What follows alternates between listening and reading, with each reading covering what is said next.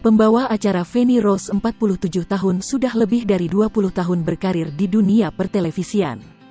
Kini ia dikenal sebagai host acara gosip Rumpi No Secret yang kerap mengundang bintang tamu artis juga sosok sedang viral maupun kontroversial. Sebelum sukses seperti sekarang ini, wanita kelahiran Malang, tanggal 1 November tahun 1973 silam memiliki perjalanan karir yang berliku. Dulunya, Feni Rose merupakan pembawa acara berita infotainment silet yang tayang di RCTI. Selama bertahun-tahun di silet, sosoknya dianggap menjadi ikon acara tersebut karena pembawaannya yang khas saat mengucapkan "setajam silet". Dalam postingan Instagram yang diunggah baru-baru ini, Feni Rose membagikan pengalamannya saat pertama kali bekerja di RCTI. Ternyata di tahun 2000 ia mengawali karirnya di RCTI menjadi pembaca rangkaian acara, secara kontrak selama kurang lebih 6 bulan.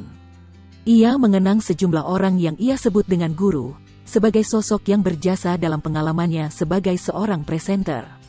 Saat bekerja kontrak di RCTI itu, Feni Rose juga memiliki pekerjaan lain sebagai seorang marketing di sebuah perusahaan iklan.